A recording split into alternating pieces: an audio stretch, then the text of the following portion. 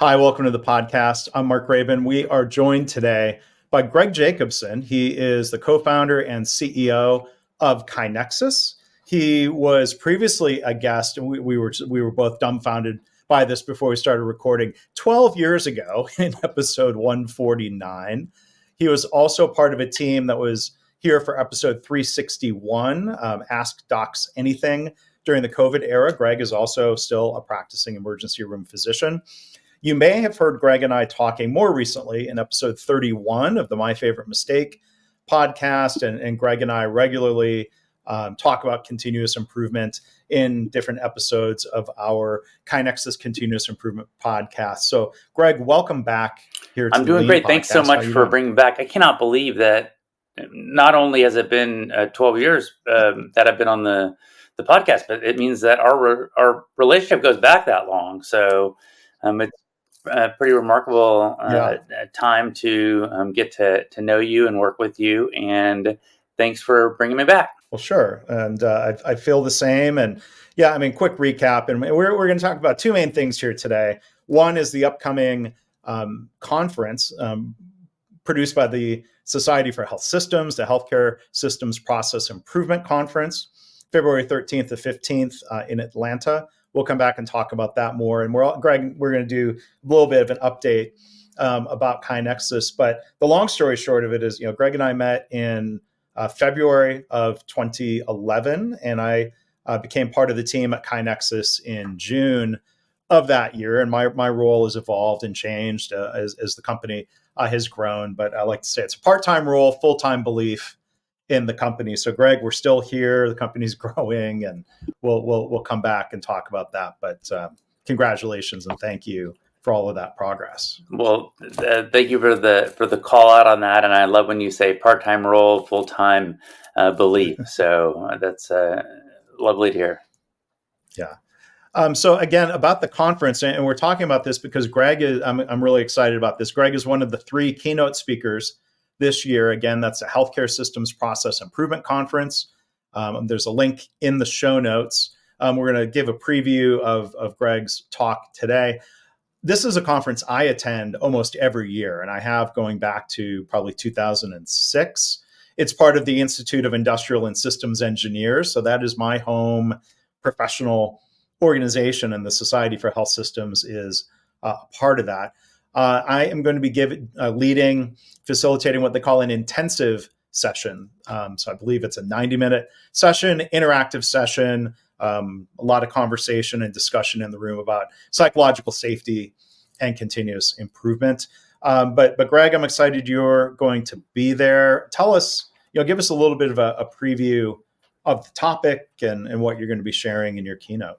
Yeah, so I have been really fascinated with habit and habit science now we've been probably talking about it for 7-8 years. I mean, really with Duhigg's Power of Habit was my primer, my introduction to the idea that habit formation is not something that happens by accident, or it's not something that necessarily has to happen by accident. It's something that happens by accident a lot of the time when people aren't intentional about either removing bad habits or adding good habits. And it's been a really meaningful part of my professional career, my personal development. And I think the success of KaiNexus, we teach these concepts in personal productivity.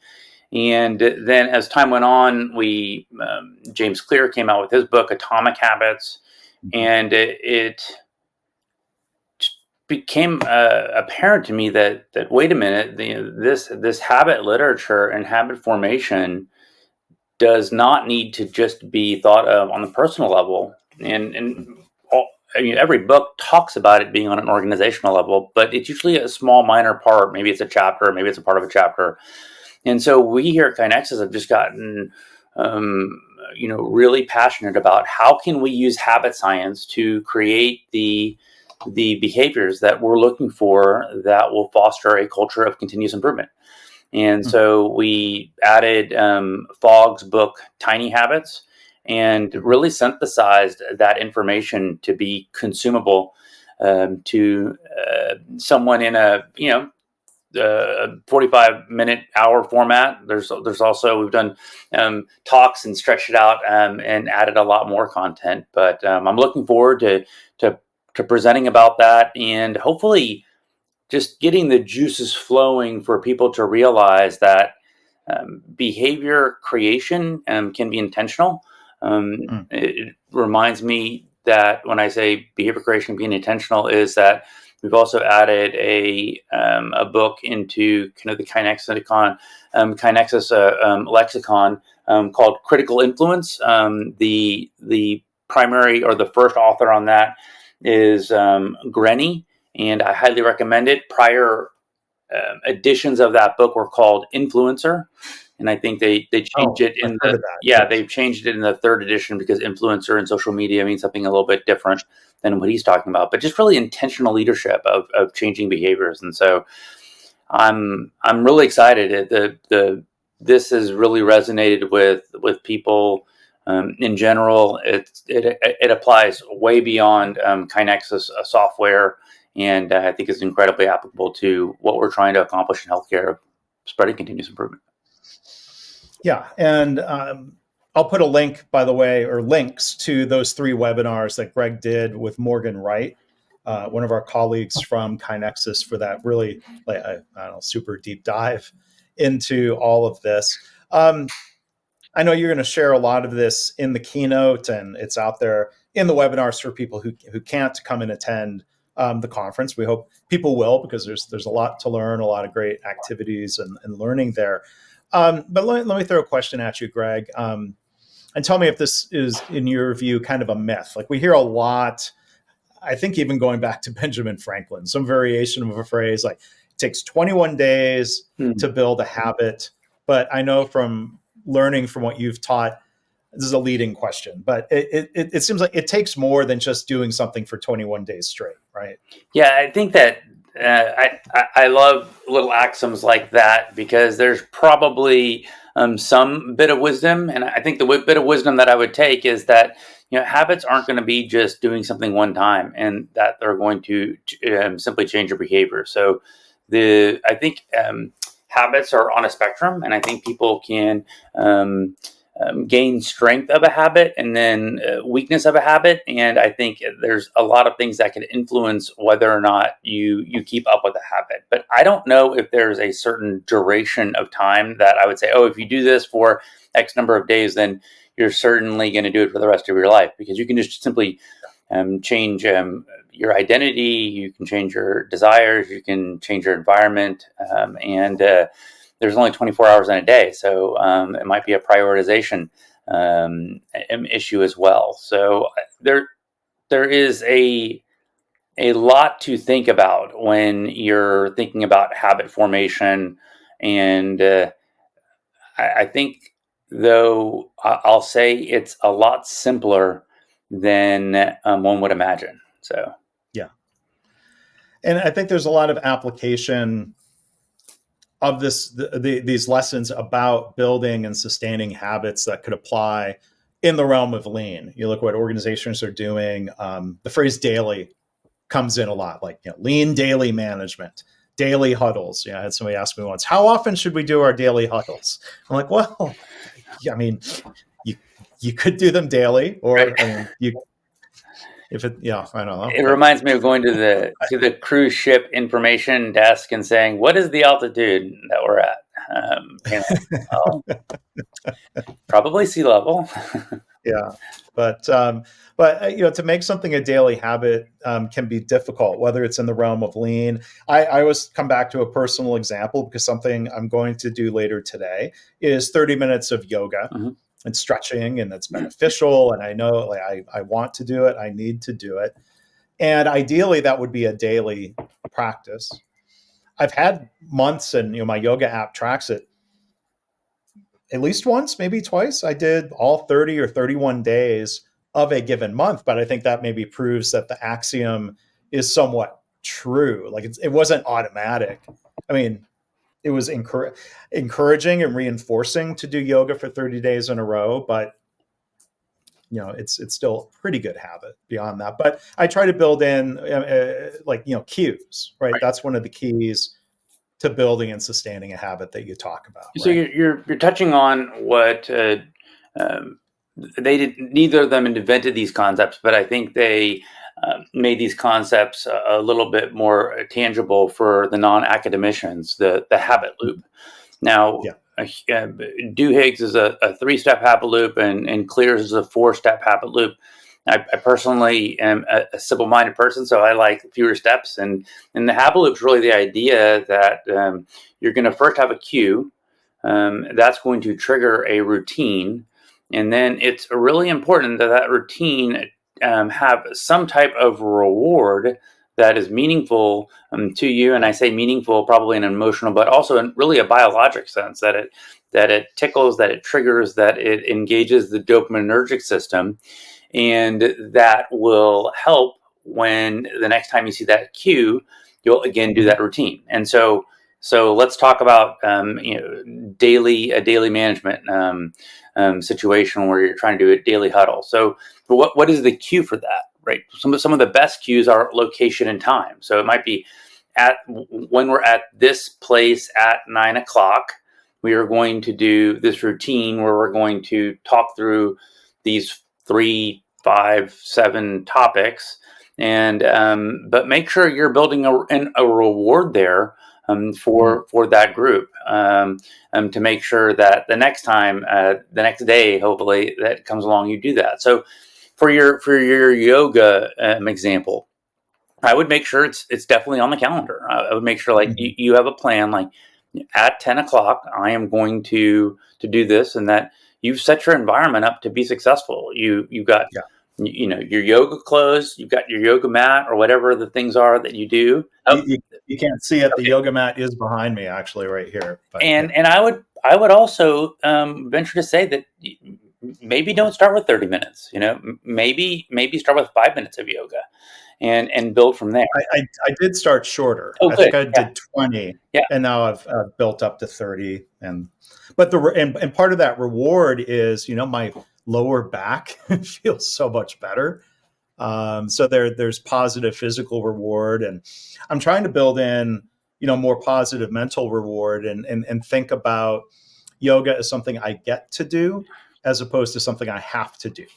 Right. And in trying to enjoy and being present and what have you. But for some reason the other day, something popped into my head. I was done with the yoga. I kind of in my head said, "Good job." And then, that was another kind of reward. I'm like, I'd like to make that a habit too, of that reinforcement. I'm not perfect at yoga, but it's good that I did it. I tried. Yeah, and I think that you're articulating an example that was even discussed in the book, that if there's not an obvious reward, you can literally create your own reward, which is what you did. You could also text your wife, "Hey, just want to let you know I just finished my," and she's going to give you a thumbs up or a heart or go, "Nice job." Maybe you have an accountability partner that you're doing that. "Hey, just finished my yoga session." So those are all things that if you create these things and you have been a little bit thoughtful in how you're going to do it, all simple things. This is not complex, quadratic equations, or this is not rocket science, as they say. These are simple things. Right. Doesn't mean they're easy to do necessarily, but if you're aware and you're mindful and you're intentional about it, your success rate is going to be much higher. And then, and I know we're just doing a little bit of a primer. We'll dive into all these things more in the keynote and they're in the webinars that we mentioned. But having the identity of I'm a daily yoga practitioner. Mm-hmm. That's a very different statement than I'm trying to do yoga every day and start a habit of that. And there's some growth mindset language there, right? I'm somebody who practices yoga, as opposed to saying I'm good at yoga, which that would be great. More the fixed mindset, right? I am a person who practices yoga. Right. And so when you self-identify as that, then all of a sudden all your micro decisions are made for you. And in the case of yoga, there's probably only 2 micro decisions for the day. Is it, do I have a plan for when I'm going to do it that day? And then if when that plan comes up, am I going to do it or not, right? And so if you self-identify as, well, I'm a person that practices yoga, or I'm a person that practices daily yoga. When that time comes up, what is the decision that someone that identifies as that? Well, obviously, you're going to get down and do your yoga. So, which applies also to an organization, right? If a CEO, if she says to the organization, "We are a continuous improvement organization that does daily management, that collects ideas from the frontline staff, that has a strategy deployment discipline," well, that's just what we do. Versus, well, we're trying to do a idea program. Yeah. And, those cues, maybe as a final thought on this, could include leaders have, on their tablet, or they printed out their leader standard work sheet for the week. It could be their calendar, that cue that helps prompt the action of what habit they're building and working on. Yeah, and what's interesting is, let's say let's continue to pick on the executive there for that leader standard work. I was talking to the COO of a very large electronics company. Okay, because and I just wanted to set that. And so we have concepts in KaiNexus of badges and habits, and the first thing that came out of his mouth was a piece of a product enhancement, a piece of feedback on the product that related to him losing a streak in KaiNexus related to a badge. That was the first thing that came out of his mouth. So do not underestimate the impact of congratulating people when, you've done your leader standard work, every day for the last week, or every week for the last month. I mean, those are things that need to be built in intentionally to create that reward and to call those out, and make sure your system has a way to measure that, so you know who needs help and who to congratulate. And those are all going to be part of the kind of the intentional and the system design that you're going to build to ensure that your organization is creating the right habits. Yeah. So let's segue to talk about KaiNexus, the company and the software platform. There are a lot of people out there who have a daily habit of logging in to KaiNexus and using the system. So I think I know KaiNexus is much more well known than 12 years ago with the growth and the spread of the company. But let's not assume people know what KaiNexus does and what the platform is for. So you probably get asked all the time, what's your elevator pitch? So story KaiNexus is a continuous improvement software platform where we're used by organizations that believe everybody should have the opportunity to participate in improvement every day. And so we are working with large organizations that are doing some form of bottom-up idea collection, issue collection, and not only just collecting it, but processing it all the way to causing improvement at an organization, helping organizations do their lean-focused project management work, whether it's DMAIC or PDSA or A3s, organizations that are doing strategy deployment, Hoshin work that has maybe cascading goals or needs to be some alignment. And then, the final kind of group of use cases relate to process-based work, whether that's leader standard work or rounding or some kind of incident a collection and evaluation. And we have grown a lot from 2012. If you listen to this in 2012, it would have probably just been a Kaizen suggestion system. I think that's what we really started at, and have just evolved and really found that we add the most value and people get the most value from us in really scaled enterprise large organizations. So if you're a team of 100 people or less, we could add value. It's just typically not the direction you're going to go. You're going to use something kind of off the shelf that needs a little configuration. But if you're into the hundreds, thousands, tens of thousands of people, then we really shine. Yeah. And since 2012, like you said, Greg, it's become a much broader platform of various modes of improvement, not just, right. And not, neither of us are being dismissive. If I were saying not just employee suggestions, because that is so key and critical, but people are managing Kaizen events, A3s, Toyota Kato work, all kinds of Lean or Six Sigma or whatever they're calling it, methodology, strategy deployment. Like it's really become a very robust management system. Yeah, and I think that some of the biggest changes are, one, in 2012, we were just healthcare. Yes. And we had people continue to reach out to us like, why are y'all only talking about healthcare? These are manufacturing, automotive improvement principles. And so we made the decision to do a mini pivot and make our product industry agnostic. And as people kept reaching out to us and saying, oh, but we want to do A3s, or, oh, but we want to do our X matrix, or, oh, but we want to do a PDSA format. And so we are very keen on being a process agnostic, discipline as agnostic, as long as you're in the continuous improvement realm.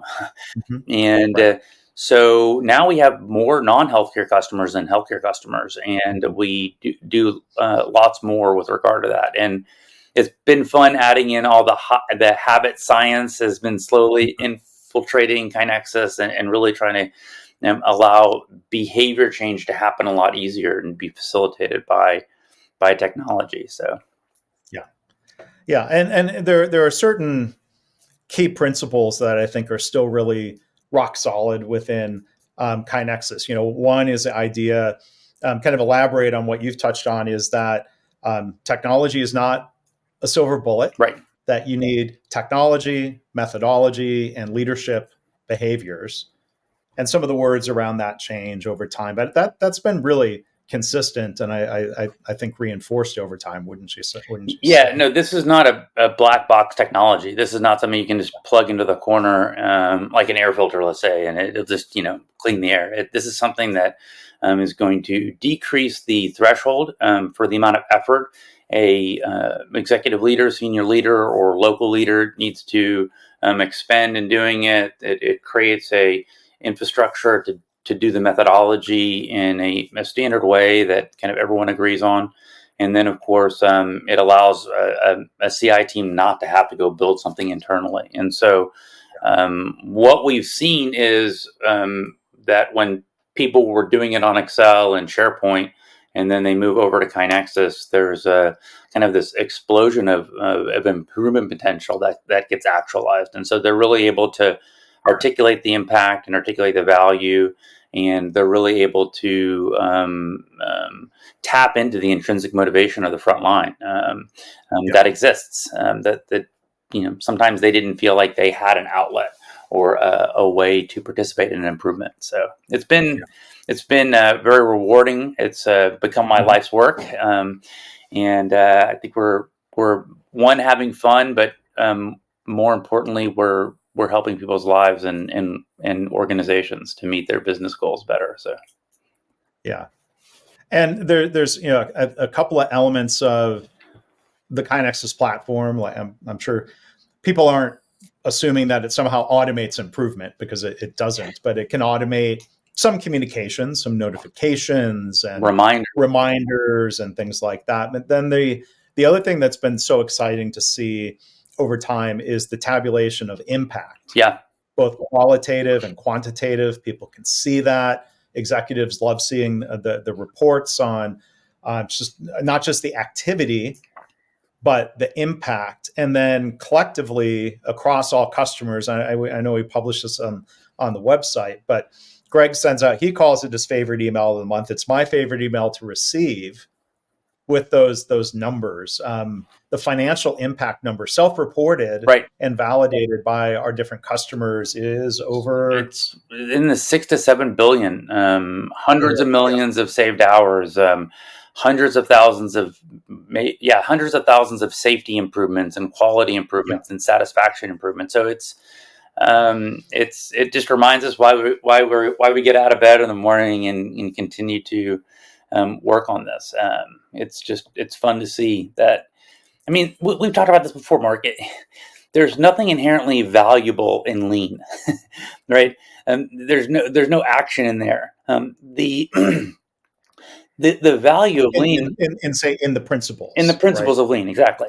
The value comes from practicing it and either creating an impact for the business, for the people that work at the business, for the customers that get benefit from the business.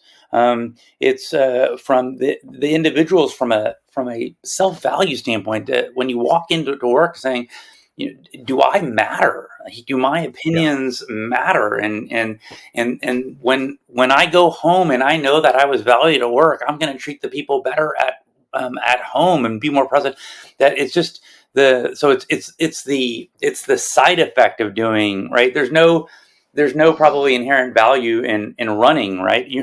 You run in a circle, you end up right back where you started. But the benefit is that you're healthier and you get the endorphins, and those are the side effect. And so that's kind of what I mean. And that's why I think that email makes the most sense, because it's probably the closest thing we have to all the individual stories of, someone, a driver or a nurse or a doctor or a line person saying, oh yeah, man, this used to frustrate me, or we used to get an injury every month related to this, or, now I can spend my time doing something far more valuable than in this kind of repetitive task.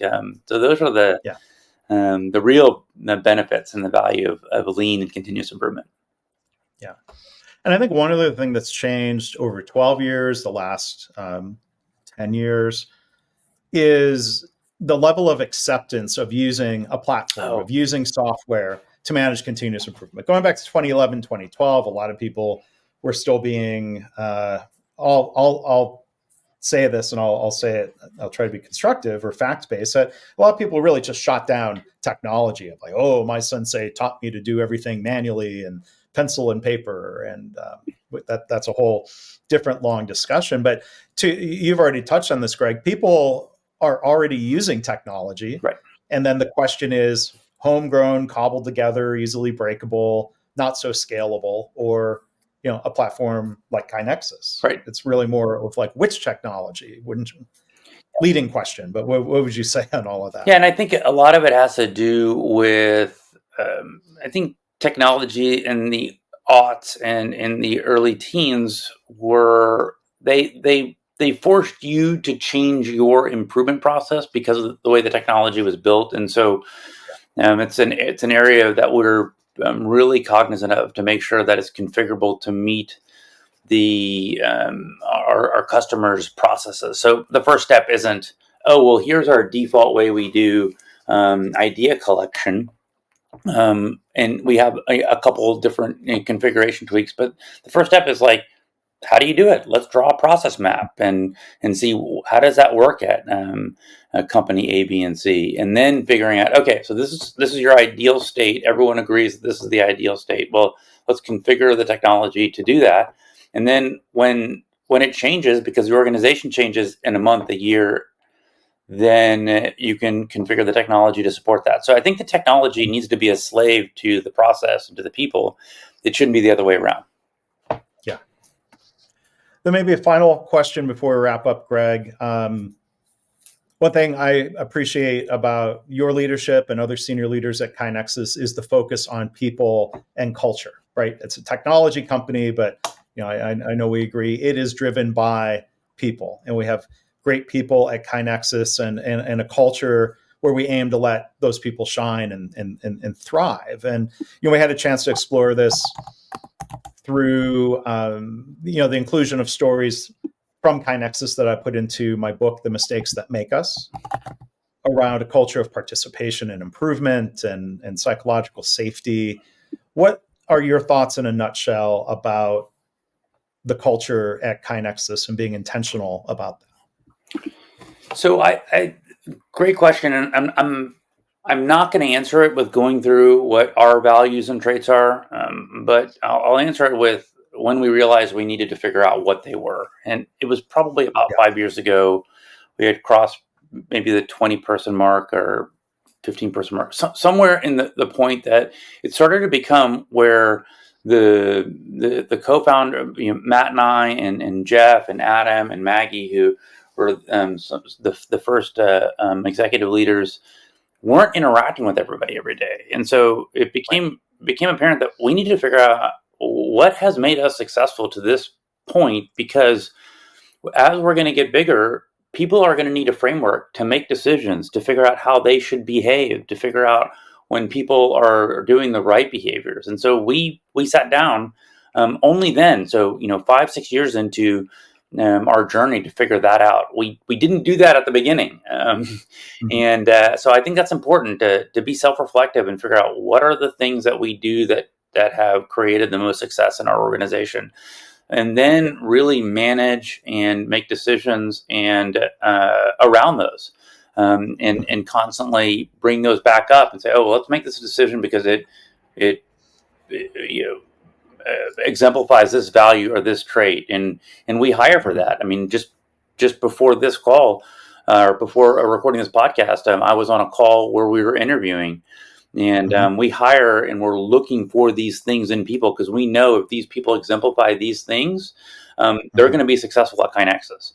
And so I think that's really important to, as leaders are thinking about what is their role in their organization. It's important to, one, make sure that they've established those things, but then it's important for them to continue to articulate and repeat those, and then to make decisions based on them and explain why at least they believe, and then have debates and conversations about the way everyone believes, but in the context of those values and traits, because that's really what defines a culture.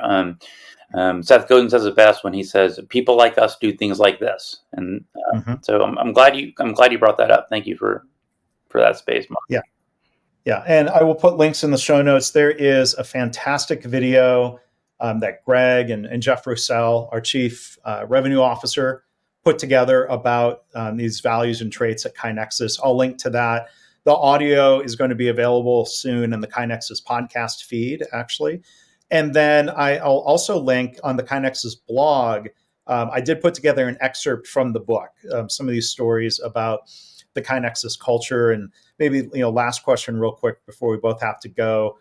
Your thoughts on, the importance of an environment and a culture where we can learn from mistakes. Yeah, I think that learning from mistakes is at the root of continuous improvement. It's the realization that there could be a better way, and us kind of opening our minds and realizing that we are not defined by our last mistake. We're actually defined by what we did with learning from our last mistake. And so I just think the work you're doing in collecting those stories and putting that the mistakes that make us is such a valuable contribution. So thank you, Mark, for doing that work. But that's kind of the way I look at it, and I make mistakes every day, and love to highlight them. Not because I love making mistakes, but because I love learning from mistakes, and I want other people to learn from my mistakes as well. So. That's a perfect note to end things on. So again, we've been joined today, Greg Jacobson, co-founder and CEO at KaiNexus. Come join me and Greg at the Healthcare Systems Process Improvement Conference, February 13th to 15th, near Atlanta. So looking forward to that, and hope a lot of people will be able to join us. Greg, thanks so much. And let's make sure it's not another 12 years before we do another episode. That sounds great, Mark. Thanks so much for having me. All right.